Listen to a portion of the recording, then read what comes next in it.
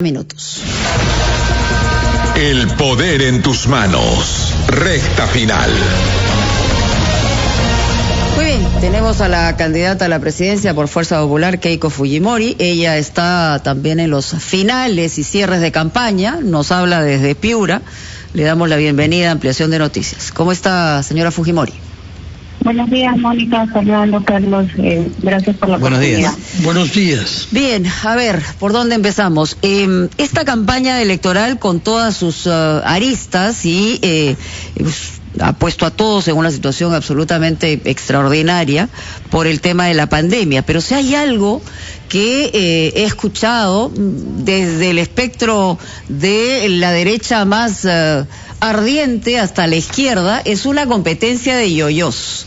Es decir, todo el mundo dice que tiene la varita mágica para arreglar el Perú, cosa que no es cierta. Es decir, de saque le están mintiendo a la gente.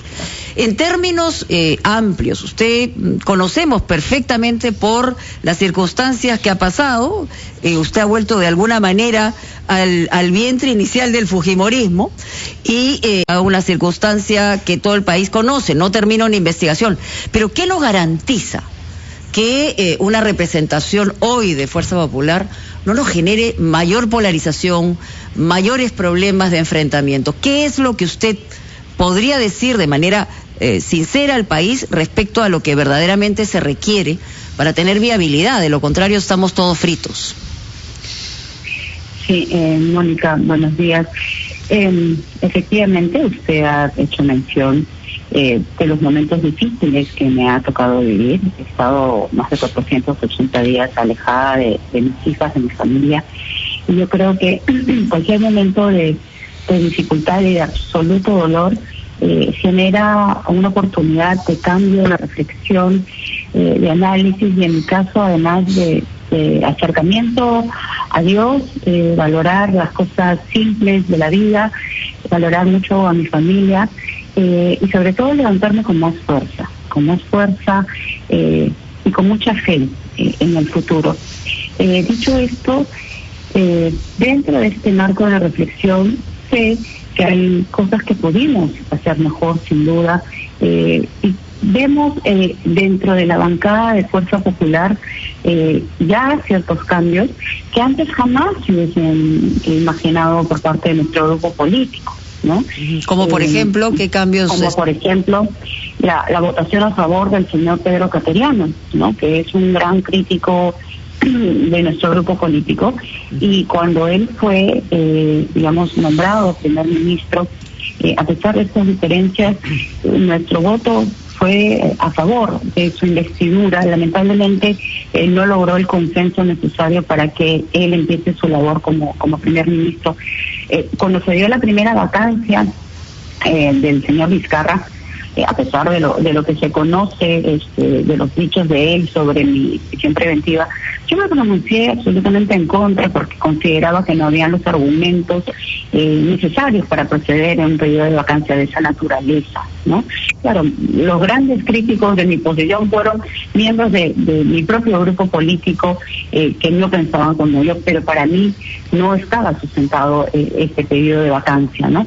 Entonces, yo lo que quiero señalar es que hay un cambio ya que se empieza a evidenciar desde la bancada que actualmente se encuentra en el Congreso de la República. Keiko Fujimori, buenos días. Otro cambio que veo que se está produciendo es su consideración de Hernando de Soto, porque leo en Gestión de hoy que usted dijo lo siguiente ayer en Tumbes: creo que el candidato de Soto es un peligro para la salud de los peruanos, porque considera que la vacuna se comprará a través del libre mercado de los empresarios, lo cual es realmente una falta de criterio. ¿Pueden explicarnos qué es lo que haría usted frente a la vacuna, dado que tiene estas palabras bastante duras sobre las propuestas que está haciendo alguien que, sin embargo, estuvo vinculado al fujimorismo, como es Hernando de Soto? Sí, a mí me ha preocupado mucho la declaración de Hernando de Soto sobre él señalando que las vacunas se van a aplicar a través de un libre mercado, o sea, que se ponga un precio y que el precio sea el que finalmente el mercado lo señale. Eso para nosotros no es una posibilidad y yo lo considero que es una barbaridad frente a la tragedia sanitaria por la que estamos atravesando, ¿no? Entonces nosotros no estamos ni a favor ni un libre mercado, ni tampoco con el estatismo y el monopolio de parte del Estado de ser los únicos en aplicar la vacuna. Desde Fuerza Popular nosotros consideramos que se debe tener la responsabilidad de la distribución y aplicación. Y en esa responsabilidad el Estado tiene que encargarse del personal de primera línea, de la población vulnerable, y convocar a las iglesias, a los gobiernos regionales que están pidiendo participar en este proceso y a la empresa privada, pero para que la aplique gratuitamente a la población y no con un precio como lo establece el señor Hernando de Soto. Claro, quizás como él ya cómodamente pudo recibir la vacuna, no tiene la mirada ni la percepción de la necesidad de los miles de peruanos que sí están esperando la vacuna, pero de manera gratuita. Señora Fujimori, hablando justamente del candidato de Soto y siguiendo la línea de la pregunta de Fernando, usted también ha declarado en un medio que el señor de Soto está, entre comillas, pirateando algunas medidas y logros del gobierno de su padre. Le pido por favor que esperemos un minuto porque tenemos que cumplir con la pausa comercial para su respuesta. Regresamos. Claro que sí.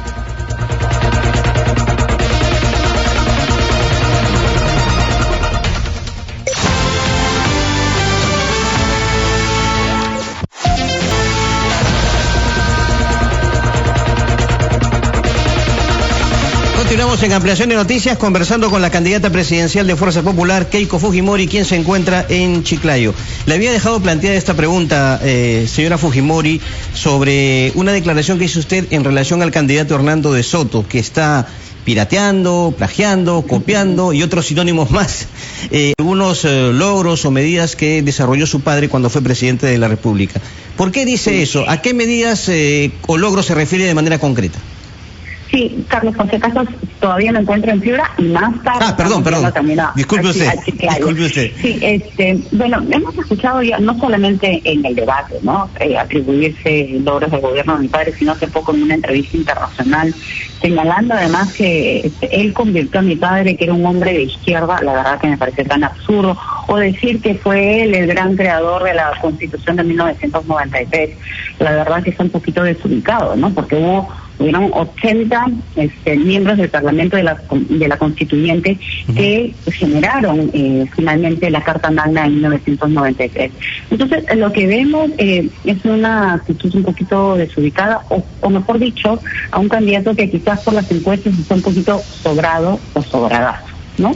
Entonces yo le pediría un poquito de humildad al señor Hernando de Soto. Él ¿ha sido asesor de mi padre? Sí, ha sido asesor, pero ha sido un asesor de muchísimos asesores que ha tenido mi padre. Y en el tema económico, creo que es bien importante señalar que quien se encargó de ver todo el tema para enfrentar la hiperinflación fue el señor Gustavo Miller. Él dirigió ese equipo. Él, y con la decisión política de mi padre, se encargaron finalmente de enrumbar el país junto en el marco de la Constitución para generar un crecimiento sostenible en nuestro país y que permitió finalmente en esta época de crisis y de tragedia sanitaria los ahorros que hemos obtenido a lo largo de estas décadas puedan ayudar a millones de familias en la entrega de los bonos que ellos han recibido. Además, recordamos que fue una especie de interlocutor tras el cierre del Congreso el 5 de abril del 92 para que haya una aceptación internacional respecto a esta decisión, ¿no? El hecho que él haya sido interlocutor o que haya ayudado como un asesor, me parece bien reconocerlo, pero ese es un rol de un asesor. El liderazgo, quienes se encargaron de escribir la Carta Magna fueron los miembros del Congreso Constituyente, ¿no? Yo creo que hay que señalar las cosas como son y no podemos, y él tampoco, atribuirse logros que no le corresponden a él. Disculpen. Señora Fujimori, ha hecho declaraciones también usted ayer en el norte de nuestro país respecto de un futuro gabinete si usted ganara la presidencia. Y ha dicho que sería un gabinete multipartidario y que no dudaría en nombrar a algunos ministros de izquierda si no fueran radicales. Estamos entonces regresando a lo que hizo Alberto Fujimori, su padre, hace 31 años, cuando en su primer gabinete nombró a 3 ministros de izquierda. Lo que yo he señalado, Fernando, es que vamos a tener un gabinete abierto. Como son los miembros del equipo de plan de gobierno, ¿no? Nosotros hemos hecho una convocatoria amplia, le agradezco al doctor Ernesto Bustamante que haya aceptado nuestra invitación, a Fernando Rospigliosi, a Nano Guerra García, que han sido críticos del fujimorismo, pero cada uno con su experiencia, su expertise, han contribuido muchísimo en tener un plan rescate 2021 que nos permita rescatar la vida, la economía y la seguridad de los peruanos. En esa convocatoria amplia, y ese es el criterio que nosotros planteamos de llegar a ser gobierno, que se priorice la experiencia, que no se miren los colores partidarios, que se pueda hacer un gabinete de unidad nacional, un gabinete donde hayan representación de diferentes partidos, por supuesto, pero que haya la coincidencia con referencia sobre todo a cómo enfrentar la pandemia y qué modelo económico queremos seguir.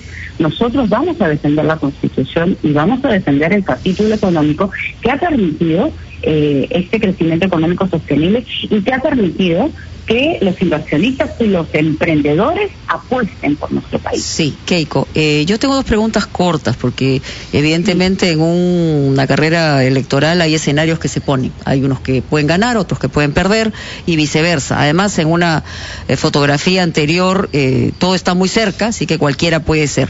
Se habla de que ustedes eventualmente, si por ejemplo en el caso de Hernando de Soto él ganara la presidencia, ustedes harían una alianza con él, número 1. Número 2, si ganara el otro lado, que es Verónica Mendoza, ¿cuál sería la actitud del fujimorismo frente al Congreso? Es decir, son escenarios factibles. También eventualmente usted podría pasar a una segunda vuelta como todos los demás que están apretaditos, pero en esos escenarios, digamos, ¿cómo garantizar que ante un grupo representativo en el Congreso no haya una intención de patear tableros, pues como ha ocurrido, ¿no? La gran responsabilidad del fujimorismo en el último quinquenio ha sido obstruir a un presidente y, digamos, dar a luz a otro que finalmente nos ha frustrado y nos ha decepcionado a todos.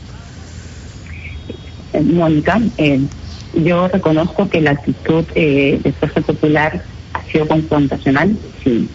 Pero para que haya confrontación tiene que haber 2 lados, ¿no? La confrontación también estaba por el otro lado, que amenazaba y que se robaron congresistas nuestros. Y bueno, no quiero entrar en ese detalle. Pero tenían ustedes la sartén por el mango. Pero creo que efectivamente por momentos nosotros debimos de poner paños fríos y decir basta. Eso lo tengo muy claro. Sí, somos conscientes de que será un Congreso fragmentado el que ingrese, sin hablar de cifras, sabemos también si estamos en el primer pelotón y que cualquiera del primer pelotón puede pasar a la segunda vuelta. Así es. Eso va a depender del 11 de abril y de lo que finalmente los ciudadanos peruanos decidan.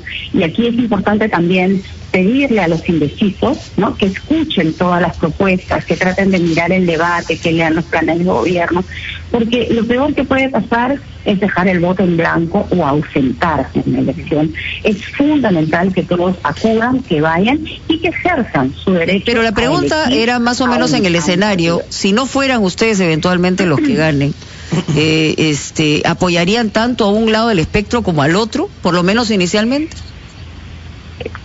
Hay coincidencias dentro de ese primer pelotón con otros grupos políticos que defienden la Constitución y, digamos, hay dentro de las matices y diferencias en líneas macroeconómicas tenemos muchas coincidencias y yo creo que en ese aspecto es mucho más fácil llegar a consensos.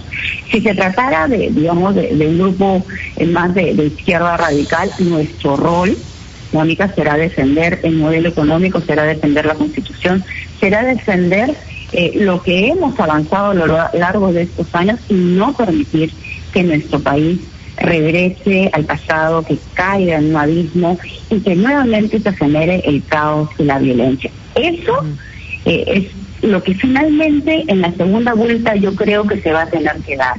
Esto no es acerca de personas, sino los peruanos vamos a tener que elegir qué modelo de país queremos tener y cómo queremos sacar adelante a nuestro país de esta pandemia. Muy bien, le agradecemos mucho su presencia aquí y sus declaraciones en Ampliación de Noticias.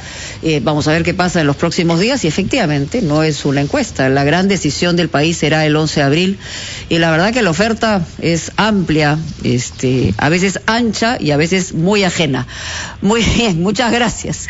Vamos al gran resumen de la hora y ya regresamos.